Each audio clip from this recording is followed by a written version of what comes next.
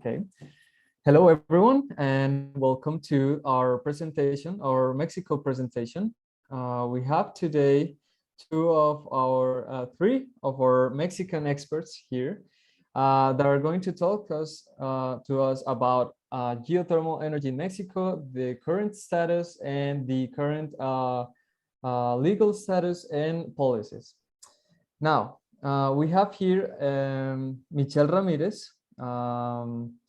Michelle is a program officer for the Global Geothermal Alliance facilitated by IRENA, where they lead a coalition to increase the use of geothermal.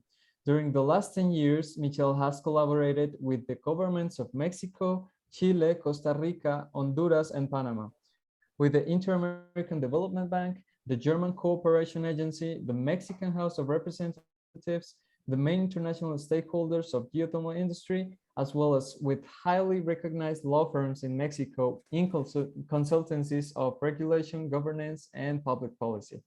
Since 2013, she has been involved in the design and implementation of public policies and regulation for the energy transition focused in geothermal, and is well known for her contributions to foster geothermal in Mexico, Honduras, and Panama, for developing cutting-edge public policies through analytic and logical work. On a personal level, Michelle has had a significant commitment to gender equality issues. She actively participated in consultancies on the subject by developing and implementing tools to combat discrimination. She is also country ambassador for the NGO Women in Geothermal in Mexico. Now, let me introduce you to Luis Carlos Gutierrez Negrin. He is a Mexican geologist, graduated in 1974 in the National Polytechnical Institute and retired from the Geothermal Division of the Federal Commission of Electricity in 2008, where he was in charge of different areas like the Geology Office, the Exploration Department, and the Human Resources Department, as well as the La Primavera geothermal field. He is currently the executive director of the consulting company Geoconsul, as well as a member of the steering committee of the GEMEX project and secretary of the Mexican Center of Innovation in Geothermal Energy. He is a former president of the Mexican Geothermal, also as a secretary, treasurer, and vice president. He has served in the boards of directors of the former Geothermal Resources Council and the International Geothermal Association. He was a member of the steering committee of the World Geothermal Congress 2020 and is a member of the technical committee of the World Geothermal Congress 2023.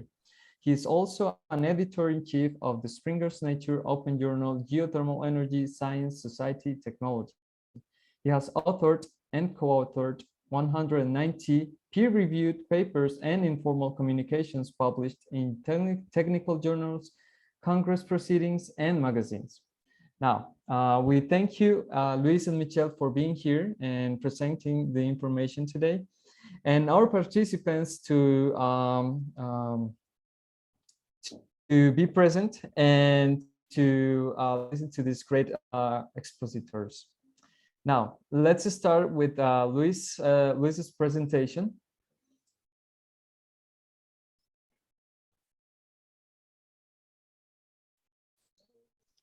Okay, I don't know if you can see. Yes, you can see. Please, if you have questions, let's make the questions in the chat, and we can ask Luis at the end of his presentation. Thank you. Okay, thank you very much for the introduction. Thank you for the invitation, and also welcome everyone to this talk. I am going to talk about some background, some historic antecedents of geothermal in Mexico, the current status, and the perspectives that I can see for the development in my country. So, in this first slide, I would like to mention that in the present Mexican territory, religion and settlements were closely related to volcanic and geothermal manifestations. For instance, here we have the called Aztec calendar or stone of the sun, made by the Aztecs, in the center of which is represented this Aztec goddess of fire, Xiuhtecuhtli, which was considered as a sort of link between the heat of the earth and heaven. Here we have Huehueteotl, an ancient god of fire and considered also as the father of the gods. And finally, in the Aztec mythology, they divided the history of the humankind in 5 epochs or zones, the third of which, called the solar fire reign, was destroyed by volcanic eruptions. On another hand, regarding the settlements, here we have, many settlements, native settlements in Mexico were founded near hot springs. Here we have a map with the main hot springs identified, sampling and with analysis in Mexico. But the interesting thing is that in the central part of the country, in the so-called Mexican volcanic belt, there are even now more than 100 towns, villages, hamlets, and places called Atotonilco, which is a word in Nahuatl meaning hot water, which is the same meaning for the word Puruándiro in Purépecha language. We have in Michoacán one more or less big city called Puruándiro with a lot of geothermal manifestations, hot springs, and the same meaning for the word Pate in Otomi language, which also means hot water and is the name of the first geothermal field in Mexico. The first antecedents in modern Mexico, let's say the last century, we have in 1906 this publication, Geysers of Exclando Reservoirs, one geothermal zone, which was part of the booklet guide in of one of the field trips in the 10th International Geological Congress held in Mexico City. In 1945, we have the birth of the Paricutin volcano, which is a monogenetic volcano. You have here a photograph. And in 1948, there was this professional thesis regarding dealing with the geothermal zone of San Bartolomé de los Mines in Guanajuato. And at the beginning of the 50s, Luis F. de Anda, which is considered the pioneer or the father of geothermal in Mexico, formally proposed to use the geothermal resources of this another geothermal zone, Ixtlán de los Herbores, also in Michoacán, to produce electricity. A year later, he went to Larderelo to visit the geothermal power plant in operation. In 1955, the former Geothermal Energy Commission was founded, and the first exploration well was drilled in the Pate geothermal field. Here you have a couple of pictures of this well. In 1958, started the drilling in the Cerro Prieto geothermal field and the other field mentioned before, Ixtlán de los Herbores in Michoacán. Here you have a picture of the first well in Cerro Prieto in 1958, and on November 20 of 1959 was commissioned the first geothermal power plant in the geothermal field of Pate. It was the first power plant in operation not only in Mexico, but in all the Americas, in all the American continent. It was a small plant of 3.5 megawatts, you can see here, of back pressure, not condensing, but back pressure, which was in operation until 1973 in the same zone of Pate. So, The current situation of the fields, the thermal fields in Mexico, is here. You can see here the geological province of the Mexican volcanic belt in red, and here the location of the 5 geothermal fields in operation in red colors, triangles, and this star, and in yellow, the location of a 6th geothermal field called Cerritos Colorados in the periphery of the city of Guadalajara. Here you have the current installed capacity and operating capacity of each of these wells, of these fields. Maybe it's important to mention that all triangles, the red triangles, are fields in operation by the Federal Commission for Electricity, the CFE, and the red star in the Domo de San Pedro is the only field operated by a private company. But in general, we have a little bit more than 1,000 megawatts of installed capacity in these 5 fields, and 944 approximately megawatts in operation in these fields. That places Mexico in this moment in the 6th place in the worldwide geothermal electric capacity, behind the United States, Indonesia, Philippines, Turkey, and New Zealand. Let's take a look at each of these fields, of the Mexican fields, starting by Cerro Prieto. Here you have a scheme with the location of the field, which is here. You can see here the border between the international border between the US and Mexico. Here is the San Andreas fault system, in which southern extension is the Cerro Prieto geothermal field in this part. It is located in a pull-apart basin developed between 2 strike slip faults, as you can see here, in a tectonic setting of transform margin. The first power units in Cerro Prieto were installed in 1973, and the current installed capacity, as I said before, is 570 megawatts. It's a field of convection type into this extensional domain. The reservoir is of liquid dominant type with fluids housed in sedimentary rocks, particularly in sandstones. Here you have Los Azufres, which is located inside the pine forest at 2,800 meters above the sea level, whose first power plants of back pressure type were installed in 1982. This is the operating, the current operating capacity.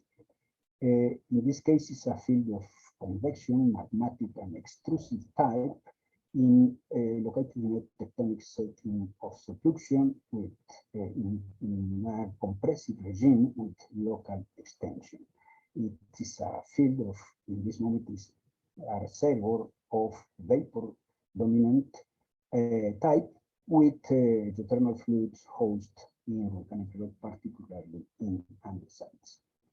Here you have a picture of Los Humeros, which is located also in the central part of Mexico, inside the Mexican volcanic belt, but in the eastern tip.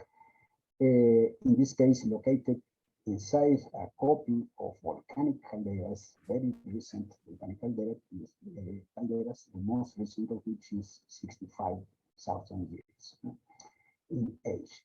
The first power unit, which were also of back pressure type of 5 megawatts each, were installed in 1990, and this is the current operating capacity. It's also a field of convection and magmatic extrusive type, which is the formal classification of the fields, in a tectonic setting of subduction with also the same compressive regime and local extension. Is a vapor dominant reservoir with fluids contained in volcanic rocks. Here we have the smallest of all the geothermal fields in operation in Mexico, called Las Tres Vírgenes. located in the Baja California Peninsula. This is a picture of one of the small 5 megawatts units, but in this case are condensing units, not back pressure, which were installed both in 2001. The field is also of convection, magmatic, and extensional type in a tectonic setting, which is in a transform margin with extensional regime. The reservoir is of liquid dominant type with fluids host in granitic rocks. The current installed capacity is only 10 megawatts. And here is the only privately operated and owned geothermal field in Mexico called the Domo de San Pedro. This is an aerial view of the field during the construction. The first 2 back pressure units were installed in 2015, but now have been retired, and there are only 1 condensing power unit of 25 megawatts. The field is also of convection, magmatic extrusive type, with the is also subduction in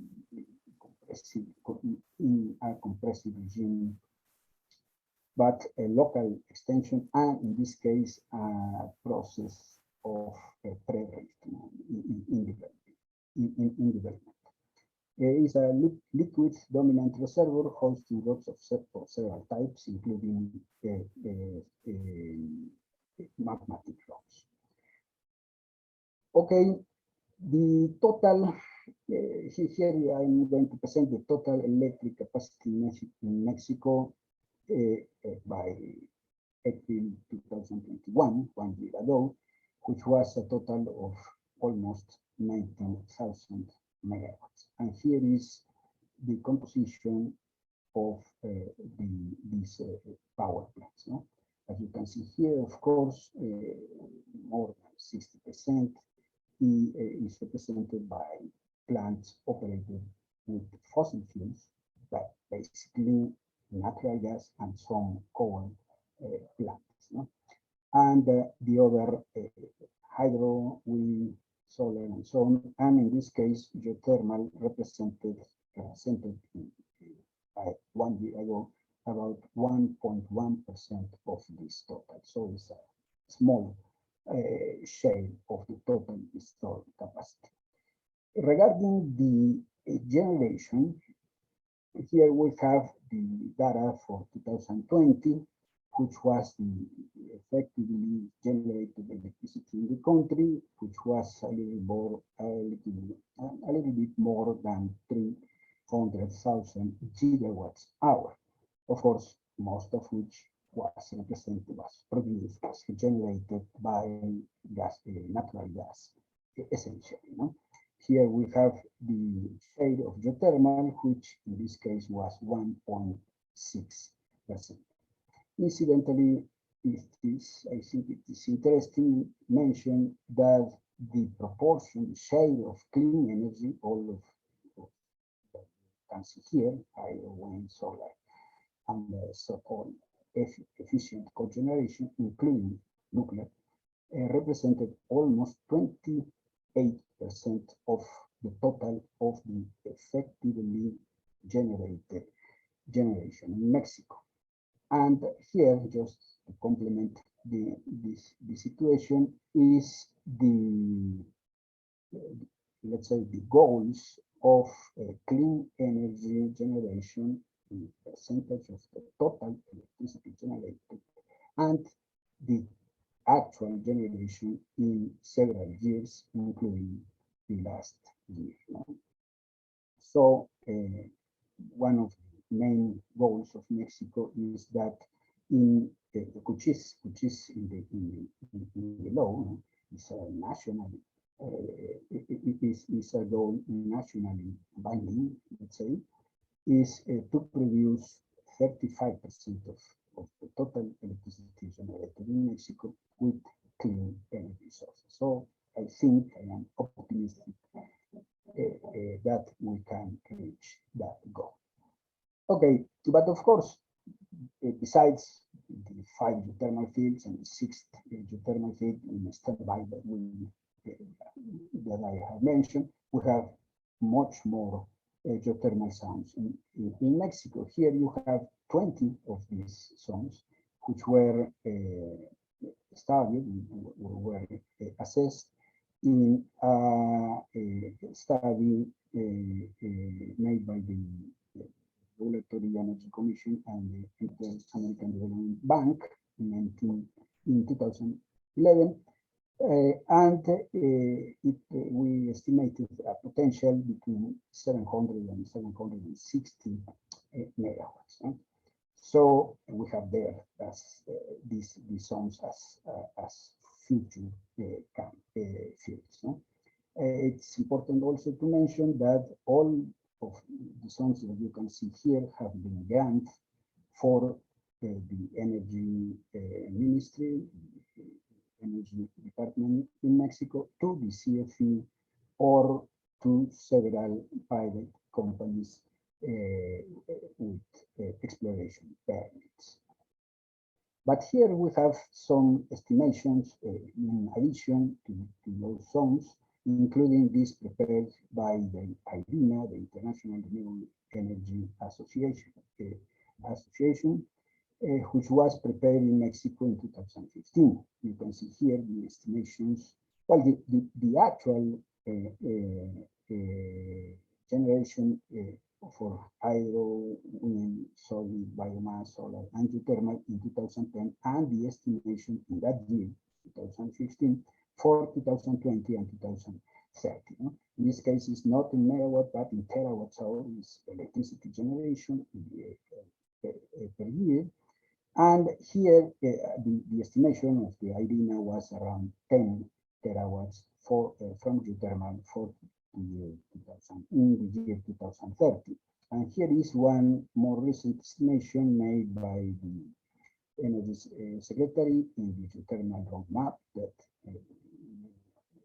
us prepared in the year 2018, which is more or less similar, around 12 terawatts, or well, our estimation was made in megawatts, but using this capacity factor is equivalent to 12 terawatts hour per year.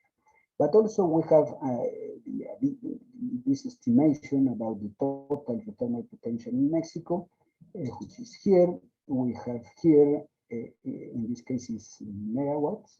We have here the operating capacity and the probable reserves and the measured, indicated, and inferred resources. No?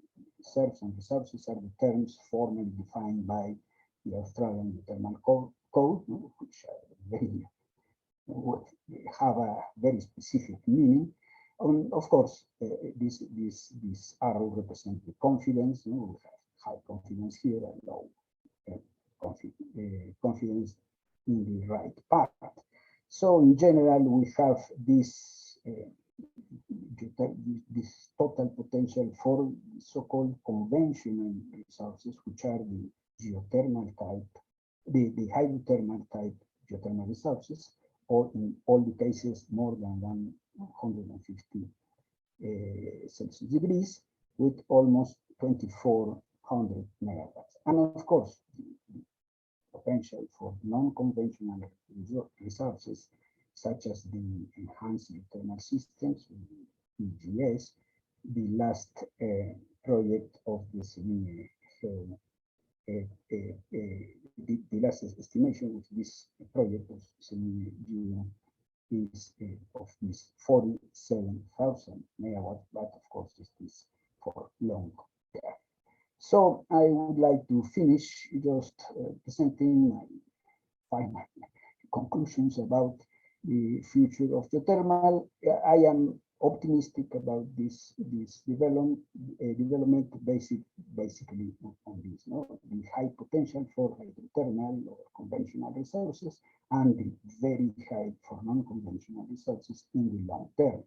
Because of those exploration permits that were granted by the Energy Secretary to the CFE and private developers.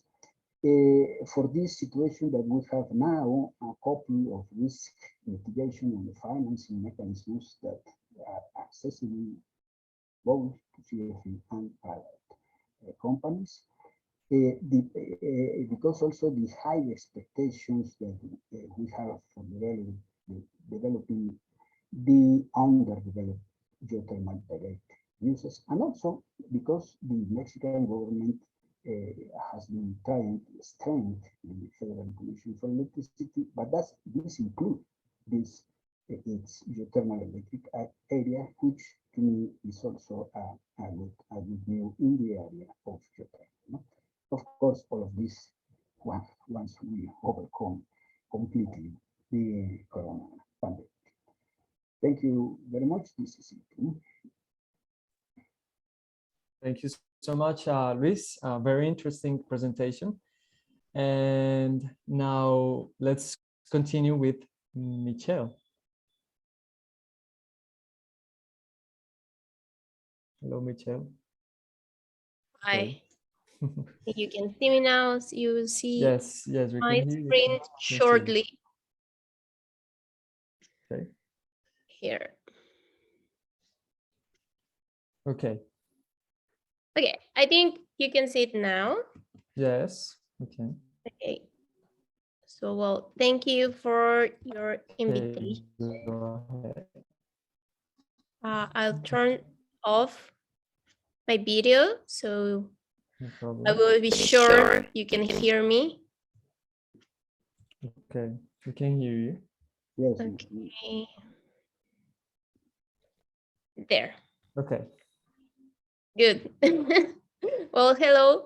Thank you. Thank you so much for your invitation. It is a pleasure to be here today and get to talk to you a little bit about what we did back in Mexico in a few years ago. My name is Michelle Ramirez. I am Program Officer of the Global Geothermal Alliance, which is a platform for dialogue, cooperation, and coordinated action between the geothermal industry and their stakeholders. It's facilitated by IRENA. And before joining IRENA, I work as a consultant for international cooperation agencies, developing public policies and regulations to foster energy transition in Latin America. And I also worked as a director for geothermal at the Mexican Ministry of Energy. And it's from that experience that I will talk to you today about these policies and legislation, regulation we implemented in Mexico between 2012 and 2018. First, I would like to introduce you to the Global Geothermal Alliance, which was launched at the COP21 and serves, as I already told you, as a platform for dialogue, cooperation, and coordinated action between the geothermal industry and policymakers and stakeholders worldwide. The GGA is a coalition for action to increase the use of geothermal energy, both in power generation and direct use of heat. It calls on government, businesses, and other stakeholders to support the deployment of realizable geothermal potential. The Alliance has two aspirational goals. First, to achieve a fivefold growth in installed capacity for geothermal power generation and more than threefold growth in geothermal energy by 2030. This last goal was recently updated by an energy compact. The first high-level meeting of the Global Geothermal Alliance took place in 2017 in Florence, Italy, and the meeting was attended by high-level public, intergovernmental, non-governmental, and senior private sector representatives, and the outcome of this meeting was the Declaration of Florence, where governments reaffirmed their commitment to work together and identify and implement measures that will significantly increase the speed of geothermal energy development around the world. We have an action plan set to coordinate closely with already existing structures, programs, and facilities that share the common objective of foster geothermal energy deployment at the international, regional, and national levels. The Global Geothermal Alliance has 49 member countries and 45 partner institutions as for today. And now, without further ado, this is the agenda. So next thing, we will talk about the public policies implemented in Mexico, the past administration. So basically, as you can see, you're seeing now in your screen, the incentives. We have like first, mechanisms to mitigate financial risk in exploration. We have two different mechanisms. I will tell you about this later. And then regarding research and innovation, we have at least 3 different projects. We developed 2 maps, one for power generation and another one for direct use. And to incentivize the investments in the geothermal industry in Mexico, we had tax incentives, and then we developed a new regulation. So first, well, as I already told you, we have 2 mechanisms to mitigate the financial risk of exploration. First, we developed this, it was called the Crédito Exploratorio Asegurado, which was not a credit, was actually an insurance. And this was like the first time we tried to develop this kind of mechanism. We have no experience, even though we are quite experienced, as you saw and you heard from Luis, our previous speaker. We had a lot in Mexico. We had a lot of experience developing geothermal resources. However, this was our first mechanism to mitigate the financial risk of exploration, and we had no experience in that. So as you can see, we had a lot of cons in the implementation of this mechanism. Even though the main pro we had, and it was quite important, it was to show the willingness of the administration to support geothermal, which was very important. However, we developed this mechanism in a complex way. It was too complex to implement, and we were mitigating the risk, but once it already happened, so we were not timely mitigating anything. And it was too expensive. Also, it was expensive in the implementation, and it was expensive for the developers. So we were not there yet. And also we faced this with the lack of experience. As I already told you, the development bank who was implementing has no experience in geothermal. We have no, all the institutions who were involved in this mechanism have no experience, and there was also a lack of coordination, and we have like really a lack of experience from the technical point of view. We have like a financiers, and we have public administration, but no one in this project has technical experience. So to fix all this, we developed the PGM, as per his acronym in Spanish. It was the Mexican Geothermal Financing Program. Also a little bit complex, but not really. Actually, what we did was, okay, we will improve the collaboration, first thing. And since we have no technical experience on this, we will bring someone with experience, which was the INEL, the National Institute for Power and Clean Energy. And we simplified. Even though you're seeing a lot of things on your screen, we really simplified this through an innovative scheme developed and designed by the Inter-American Development Bank, where we have 2 phases. First, regarding exploration, we have their contingent grant. So if your project was successful and your exploration was successful, or your drilling was good, then you could go to the second phase, where you could get a concessional loan. And if If the drilling was, unsuccessful, then it was a grant.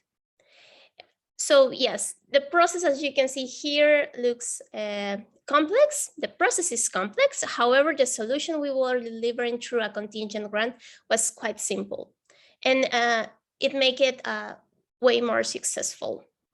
So this is the second mechanism. Now we will talk about the Geothermal Development Facility. This was not implemented nor designed by the Mexican administration. Give me a minute.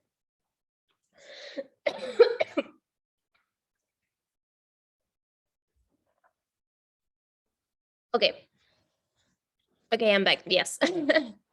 Okay, so we have also the Geothermal Development Facility. You probably heard about this from your previous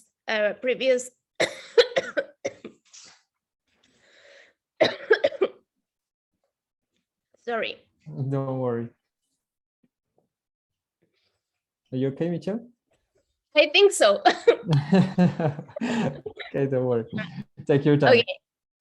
Okay. Yes, so you probably heard about this Geothermal Development Facility in the previous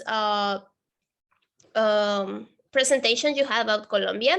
So this is a development facility mainly facilitated by the KfW, with which is operating in Latin America. So it was launched, I think, in 2017, but until 2020, Mexico could really be part of the kind of projects they have. So this facility can be also applied for Mexico, but it's not developed. Was not developed by the Mexican administration. And now we will talk about the Mexican Center for Innovation in Geothermal Energy, which, as you heard from Fernando, I think Luis is part of the steering committee. So this is the Semigeo in Spanish for friends, the Semigeo. And the Semigeo was designed with $50 million as an academic and industry alliance with the support of the Mexican Ministry of Energy and the National Council for Science and Technology, CONACYT, with the aim of promoting and accelerate the use and development of geothermal within our country. I think on January 2014, the Semigeo began operations with the first meeting with all this consortium of academia and industry. It was taken, I think, the meeting took place in Mexico City, even though the offices of the Semigeo are in Baja California. I think the meeting confirmed that this consortium will be take part. I think we have 22 entities, 11 academic institutions, and 11 companies. I think this is one of the most successful projects we implemented in the previous administration of Mexico. A lot of good projects that are well known now worldwide were part of this first round of projects of Semigeo. I think this was quite interesting. And so we are talking now about the Semigeo, which is this Center for Innovation in Geothermal, but we also launched a Center for Innovation for solar, for wind, for all technologies. We had one. We even had one for CCUS. So it was quite interesting. There were really a lot of good projects for energy transition back then. And also we have the HEMEX, which is a project cooperation in geothermal energy research between the European Union and Mexico for the development of enhanced geothermal systems and super hot geothermal systems. For this, Mexico and the European Union had 20 million euros. This project started in 2016, and I think it was finalized last year. Also regarding research and innovation, this was not aimed for this project for development of sustainable energy technologies was not aimed for geothermal. However, in I think 2017 and 2018, geothermal projects won the Gold Award. One in 2018, the project who won was the food dehydrator from IDEA Group of the UNAM. And the other one, the previous one, the one you're seeing in this nice picture there, was for the installation of a 500 kilowatt geothermal plant for distributed generation and reservoir evaluation. And this last project obtained $2 million as prize. So as you can see, we did also, and we invested a lot in research and innovation, as you can see. We also developed these roadmaps for geothermal. So we had one for power generation. This is the one you're seeing now on your screen. The green line you're seeing there marks where are we now. So apparently in 2018, we thought between 2020 and 2014 we will be able to install 100 megawatts of installed capacity in Mexico. I'm not sure if we will do it, but that's what we had in mind and what we thought will be happening. So as you can see, well, this was our goal. The final goal was to have 750 megawatts for 2030. We have, I will say now that those were high goals. Okay, and now you are seeing this roadmap for direct use. So actually, when we developed this one, for power generation and direct use, but it was mainly focused on power generation. So once we have it, we said like, no, we really need another one. We need to really focus on direct use. This is important enough, and we need to find a way to do so. So these are our goals. So as you can see, we are around here, 2022. And for 2020, we thought it would be enough to install almost 4,000 megawatts. So yes, we were challenging the geothermal industry in Mexico. Well, I think that was enough for policies. As I already told you, we also had these tax incentives and regulation. And now I will talk to you about maybe not so interesting. I hope you don't find it boring, but what we did on our legislation and regulation. So in December 2013, there was a constitutional reform in Mexico, an energy reform, not only for geothermal, for the entire energy sector. And one of these, in this constitutional reform, one of their transitioning provisions, excuse me, provided set an obligation to the Congress to pass a Geothermal Energy Act. So next year in August, we published this Geothermal Energy Act, and also a reform to the for the National Waters Act.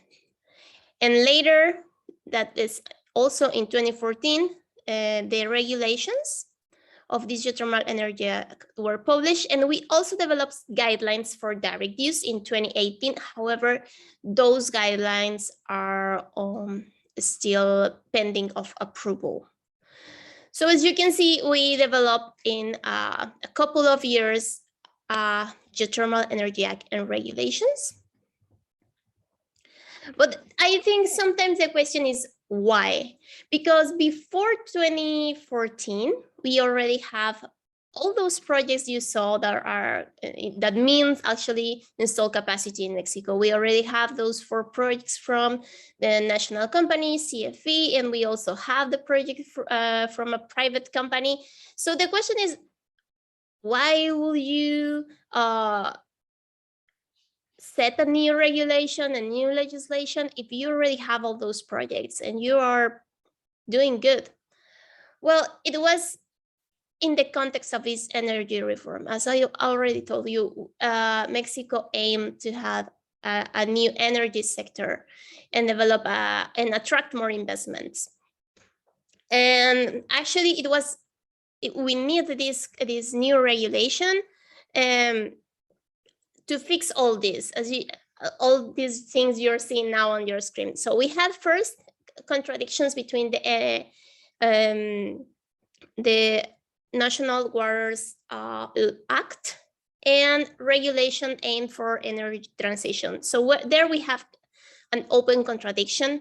Also concessions to harness geothermal power, since we're granted by the National Commission of Waters.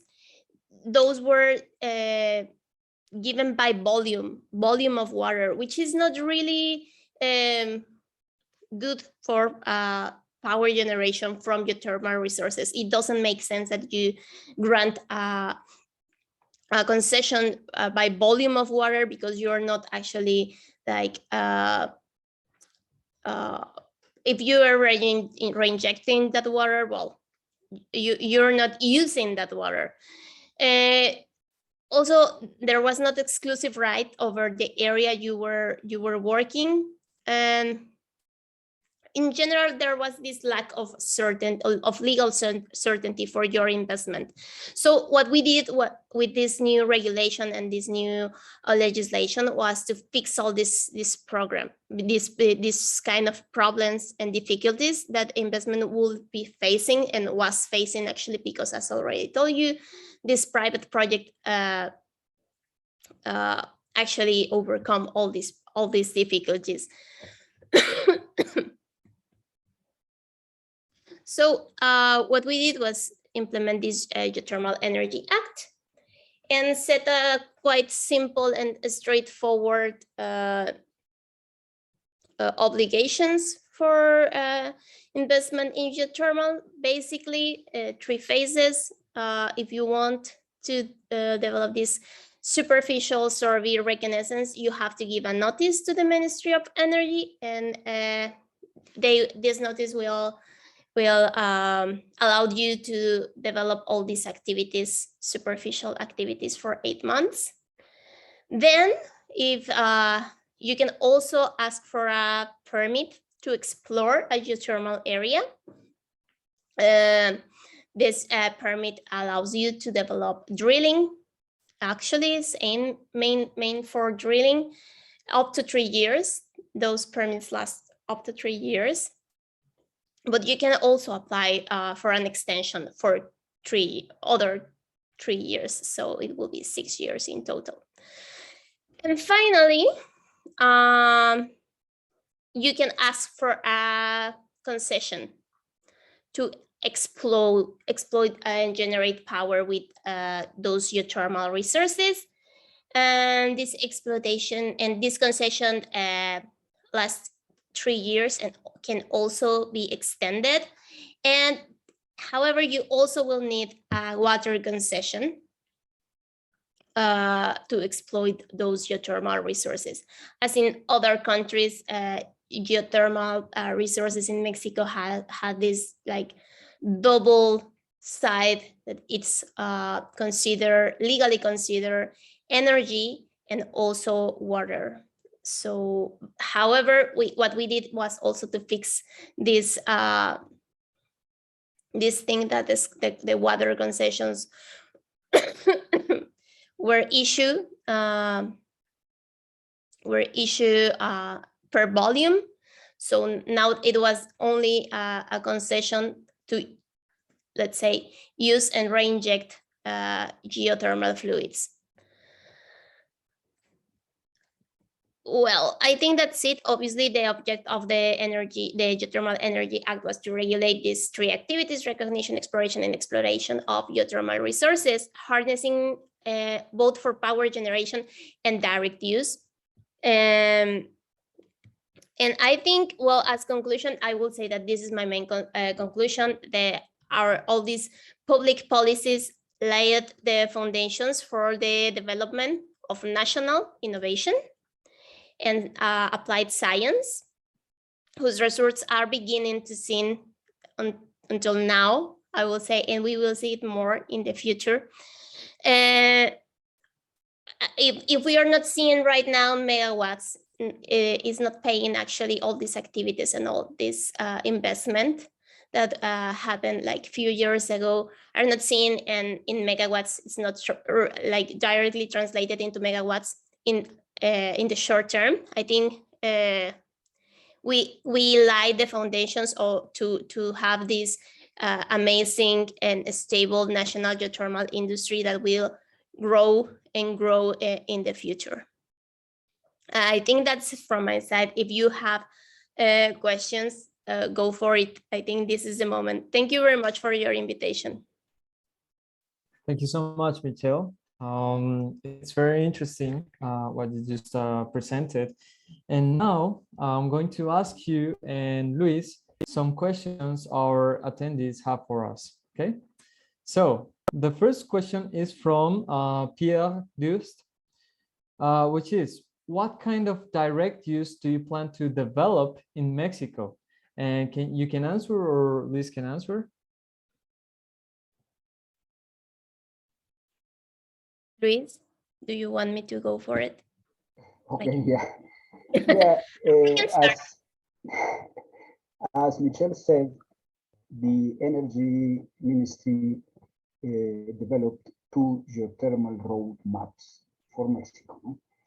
One for power and the other for direct uses or heat and cooling, which is called now also. And basically, the main use that was planned was forecast to be developed in for 2030 is the so-called cascade uses. Of those 3,800 megawatts that Michelle mentioned, thermal megawatts that Michelle mentioned, that was the estimation for 2030, around 67% was the idea was to be developed by cascade geothermal uses, which means to use the residual water in the currently geothermal fields in operation to several uses, drying wood, greenhouses, biology, and so on, but in the geothermal fields in operation. The only field in which this has been developed, started to be developed in the last years, is in the Domo de San Pedro field, where one of the projects that the extension of the Semilla has in this moment is to develop one dehydration of vegetables and fruits in this geothermal field. One of the projects, the extension of the projects of the Semilla is this. And in this moment, they have one small production of dehydrated fruits with the residual water in the Domo de San Pedro geothermal field. But in general, this was the main use to be developed that we estimated in that year, in 2018, when this geothermal roadmap was developed. I don't know if it was clear, but Michelle, if you want to complete. Yes, I think what kind of direct use? I think the I'm not sure if there's like a plan, but yes, we have enough potential to develop most of all the activities uh, that are possible with direct uses. As Luis mentioned, we have this dehydrator. Even I think you could see this dehydrator plant in the picture Luis projected from the Domo de San Pedro in the right corner. You could see that dehydrator plant right there. I think yes, it is a small project, but they dehydrate like 3 tons of mangoes per day. That's really cool. And I think now they also are planning to have a project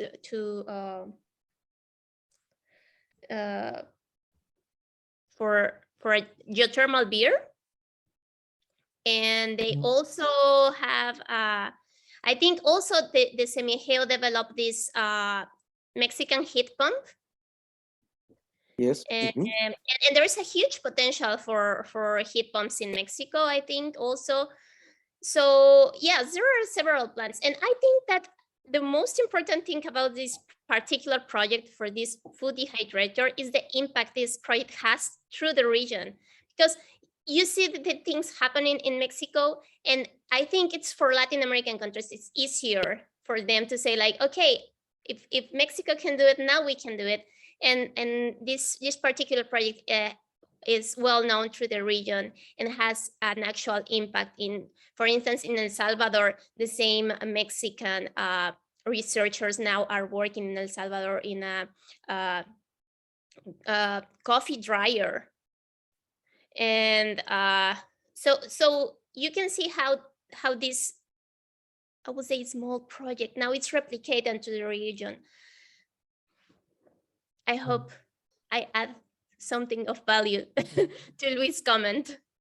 Yes. I think you did. Okay, now, thank you for your answers. And for the next question from Jack Kiruya, were the existing Geothermal Act of 2014, how was the act applied on existing projects? So I think if this any is of you super wants important. to... I think it's really interesting, this question, because yes, were the existing geothermal projects impacted by any way the geothermal by the Geothermal Act of 2014? The answer, yes, they were impacted, because what we wanted there was to have this playing field for all investment. And what we did was not easy, because as you can imagine, if we were trying to regulate an industry that for over 50 years was doing everything by themselves. So there was resistance, but I also think that CFE fully understood why this was so important to accomplish to this new regulation. So what we did was to grant concessions for them. And now they are working under the terms of these concessions, and I will say they are happy. we not only and Luis mentioned this, we granted this 4 concessions for CFE. We granted another concession for the private developer, and we also granted a new concession for CFE, and granted 26 permits. And from those 26 permits, I think 11 or 14, a number between that, were those permits for explore geothermal areas were granted to CFE. So yes, this law impacted the previous projects. There was resistance, I will say, in the beginning, but later when they understood why we were doing it and how we plan to do it, and that we will prepare we were preparing the industry for more investments and more projects, they were open to it. And also we have, I will say, all the way through all this process, we have CFE support, which was really important for us, because in Mexico, the main expert is CFE. So if you want to do something in geothermal in Mexico and you want to have the experience, you have to have this support from from CFE, and we have it. Jack, I hope I answered your question. Okay, thank you, Michelle. And now we have another question from Cecilia Rodriguez. How are most of the direct use projects in Mexico being developed or managed by universities or by private companies?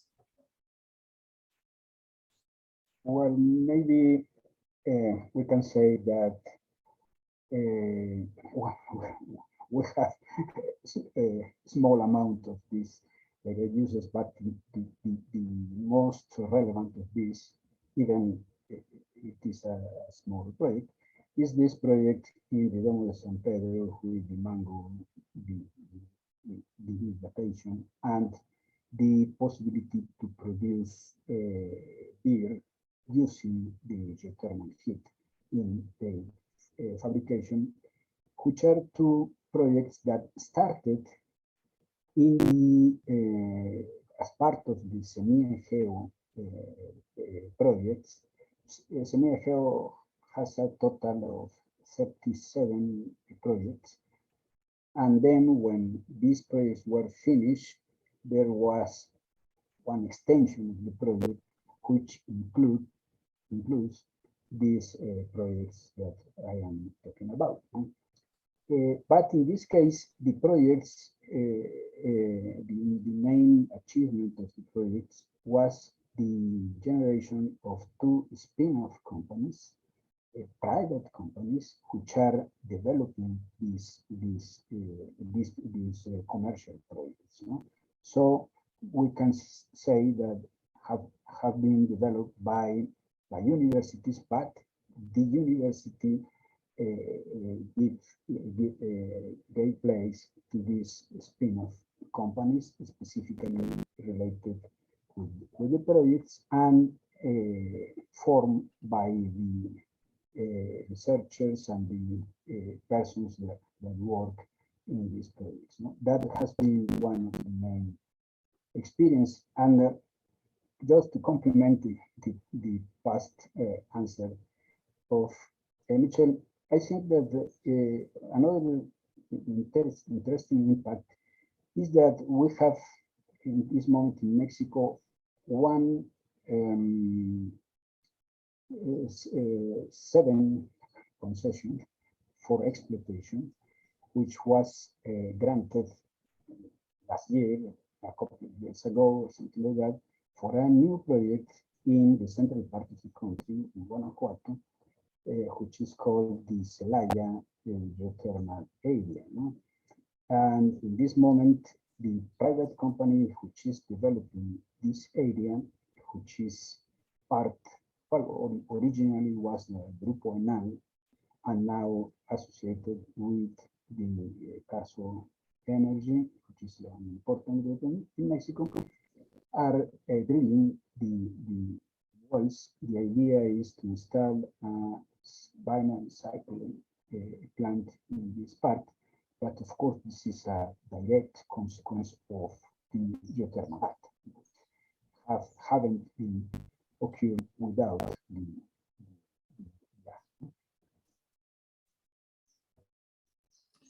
Okay, thank you, Luis. And another question from Pierre is, do you face social opposition to geothermal development, which is something like somewhat common in this kind of projects? I will say all developments of, in general, infrastructure developments face this kind of social awareness, and at some point opposition, yes. It happens also in Mexico. I think that's worldwide. It's not something that Europe is, doesn't ever heard about it. Yes, But I think we need to highlight this is, I think that's why direct uses are so important for power generation and geothermal power generation specifically, because direct uses projects are an enabler of power generation projects. And in the case we were talking about in Nayarit, Domo de San Pedro food dehydrator Mangos, this project allowed the community to have a full understanding of geothermal. And actually, I will say that for that specific project, I think the community wants this project to grow because they are so engaged. They have this complete understanding of the potential that's something that now they want. And I will say this success is because everyone, all the stakeholders were working together. As we said, this project started managed by academia. It was full semigeo, full researchers working, and the project was so important that it grew to create a spin-off, and the community really trusts now this project, not only the power generation but also the direct use project. And I will say because of the direct use project. So I think we need, when we talk about power generation and geothermal, we need to always see direct use projects as enablers of bigger projects. Okay, thank you, Michelle. And one last question for the two of you, which is what are the challenges you face for the next steps, the next logical steps to develop the geothermal energy in Mexico, both on public policies to go further on the application of direct uses and overall geothermal energy, and the technical part on how to get more plants of production, of energy production in Mexico? Well, let me start by mentioning that to me, the main problem, the main problem that geothermal in Mexico has is the same that geothermal projects has in all the world. No? I mean, it is the huge original investment that this project requires.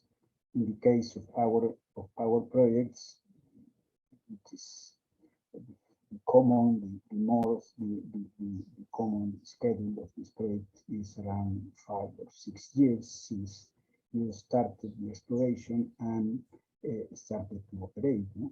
Which is several times larger than the usual projects of clean energy, solar and wind. No?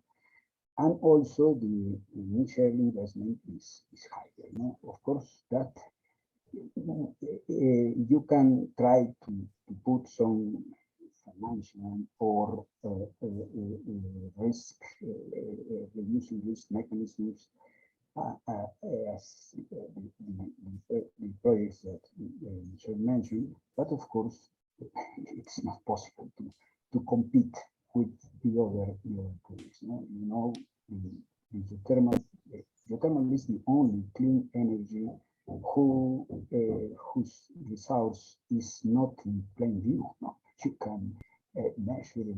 You can't do that.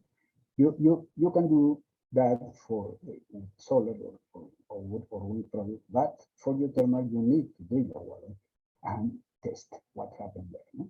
So this is the main problem that I think we have in Mexico, and but of course that means that the government needs to be involved in the not only in the initial development but also in the further development of this project, which is not the same situation for the clean energy projects. No?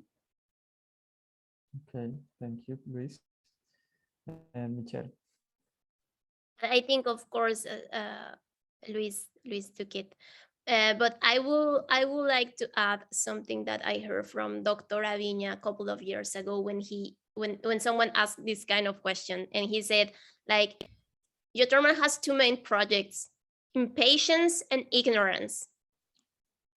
And I have to agree. I always like, you know, it really makes sense for me that we need to talk more about geothermal, because impatience, okay, there's not much we can do there. We all have this urgency to do something with climate change and sustainable energy goals. We have to work on that Agenda 2030. Yes, not much we can do there. But ignorance, we can fight ignorance. We need to talk about more about geothermal, and we need to brand geothermal much better.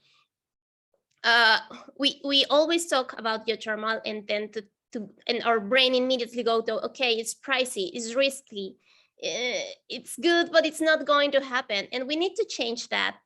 And maybe now I can share with you this publication. Last year we worked on this publication, Geothermal, the solution underneath, because that's the branding we need. Geothermal is a solution. Geothermal is not a problem. Yes, there is risk, but most things in life are risky. So I will say that let's fight ignorance. Okay. and have a better branding for geothermal. Geothermal is the solution. Okay, very good. Thank you, Michelle. Now, this is the end of our session here. I want to thank you to thank the participants on behalf of the IGCP 636 group and the Geotheroom team for being here, for your presentations, Michelle and Luis, very complete, very informative, and Fernando Rivas for the logistics. Thank you so much, and also our attendees for the interesting questions and the time. So let's hope we see you in the next session in the next month, which is going to be Iceland. Okay. Okay. Thank you so much. Okay. See you in the next. Thank you very much. Time. Thank you. Bye. Bye, Michelle. Bye, Fernando. Bye. Thank you for your time and your presentation. Thank you A very much. pleasure. Bye-bye. See you later.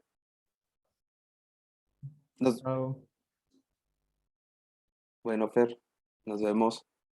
Bueno, hasta luego, Fernando. Muchas gracias por la colaboración y todo. Gracias, buen día. Hasta luego.